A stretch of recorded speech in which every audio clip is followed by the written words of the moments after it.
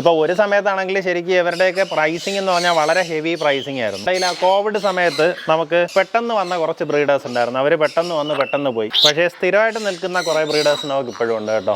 അപ്പോൾ അങ്ങനെ സ്ഥിരമായിട്ട് നിങ്ങൾ ഈ ഒരു ഫീൽഡിൽ നിന്ന് ഇതിൽ സാധ്യതകൾ മനസ്സിലാക്കി നിങ്ങൾ ചെയ്യുകയാണെന്നുണ്ടെങ്കിൽ ശരിക്കും ഭയങ്കരമായിട്ട് ഇൻകം ജനറേറ്റ് ചെയ്യാൻ പറ്റുന്ന ഒരു ഹോബിയാണ് AV കൾച്ചർ. എങ്ങനെയാ വെച്ച് കഴിഞ്ഞാൽ ഇപ്പോൾ ഈ കോഴി വളർത്തി വരുമാനം ഉണ്ടാക്കുന്നവരുണ്ട്. അപ്പം നിങ്ങൾ കണക്കാക്കിയാൽ മതി ഒരു കോഴിയിൽ നിന്ന് അല്ലെങ്കിൽ ഒരു കോഴി കുഞ്ഞിനെ എത്ര രൂപയ്ക്ക് വിൽക്കാൻ പറ്റും എന്നുള്ളത്. പക്ഷേ ഇതുപോലുള്ളൊരു ഗ്രേ പാരറ്റിനാണ് നിങ്ങൾ കൊടുക്കുന്നതെങ്കിലോ ഒരു കുഞ്ഞിന് 35,000-40,000 രൂപ വിലയുണ്ട്. അപ്പോൾ അതാണ് ഈ ഒരു എക്സോട്ടിക് ബേർഡ്സിൻ്റെ മാർക്കറ്റ് എന്ന് പറയുന്നത്. അപ്പോൾ അത് നിങ്ങളൊരു ഹോബിയാക്കി അല്ലെങ്കിൽ അതിൽ നിന്നൊരു വരുമാനം കണ്ടെത്തുകയാണെന്നുണ്ടെങ്കിൽ നിങ്ങൾക്ക് അതിൽ ഇൻട്രസ്റ്റ് ഉണ്ടെങ്കിൽ നിങ്ങൾ ആ കാര്യം ചെയ്യുക കേട്ടോ. അപ്പോൾ ഞാൻ പറയുന്നത് ചില ആൾക്കാർ ചുമ്മാ ഒരു പൈസ എന്ന് മാത്രം കണ്ടിട്ട് നിങ്ങളിത് ചെയ്യരുത്.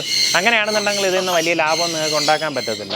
അപ്പോൾ അതിൻ്റെ ഇവരുടെ ഒരു സ്നേഹവും ഇൻട്രസ്റ്റും ഒക്കെ ഉണ്ടെന്നുണ്ടെങ്കിൽ നിങ്ങൾക്ക് ഈ പറഞ്ഞ പോലെ ബ്രീഡിംഗ് പർപ്പസ് നിങ്ങൾക്കൊരു സൈഡ് ഇൻകം ആയിട്ട് വേണമെന്നുണ്ടെങ്കിൽ കൊണ്ടാവുന്നതാണ് കേട്ടോ.